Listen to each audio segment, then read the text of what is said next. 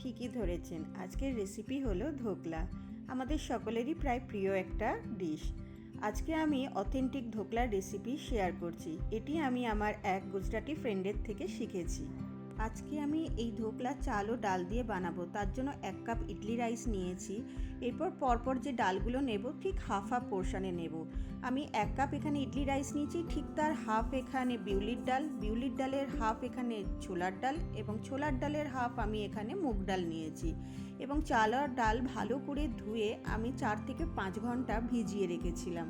ইডলি রাইসের পরিবর্তে আপনারা হাফ বয়েল রাইস বা আতপ চালও ব্যবহার করতে পারেন।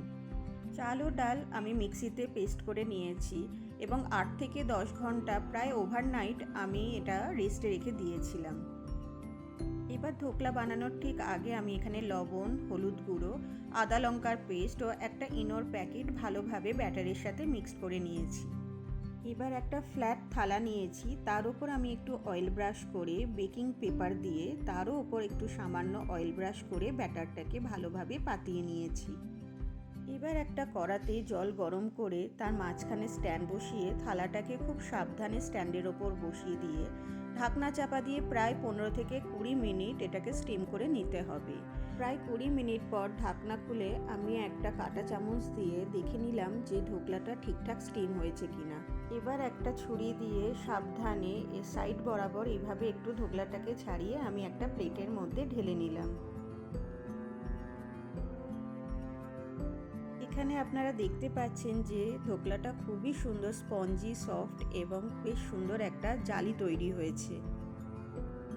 এবার আমি একটা ছুরি দিয়ে ধোকলাগুলোকে স্কোয়ার শেপে আমি কাট করে নিলাম।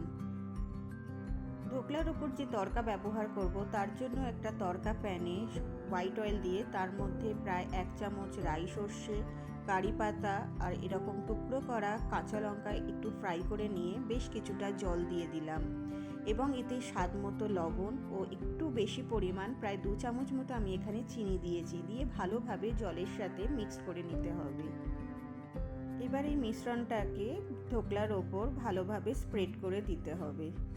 দোকানে ঠিক যেভাবে ধোকলা সার্ভ করা হয় ঠিক সেভাবেই আমি এর ওপর দিয়ে গ্রেটেড কোকোনাট আর ধনেপাতা কুচি ছড়িয়ে সার্ভ করব। এই ধোকলা আমি গ্রিন চাটনি এবং সুইট চাটনি দিয়ে সার্ভ করেছি। ধনেপাতা, পুদিনা পাতা, কাঁচা লঙ্কা, রসুন, লবণ ও সামান্য সেব ভুজিয়া একসাথে গ্রাইন্ড করে এই গ্রিন চাটনিটি বানিয়েছি। আর তেঁতুলের পাল্প, গুড়, কালো লবণ, ভাজা জিরের গুঁড়ো ও লঙ্কা গুঁড়ো দিয়ে এই মিষ্টি চাটনিটা আমি বানিয়েছি।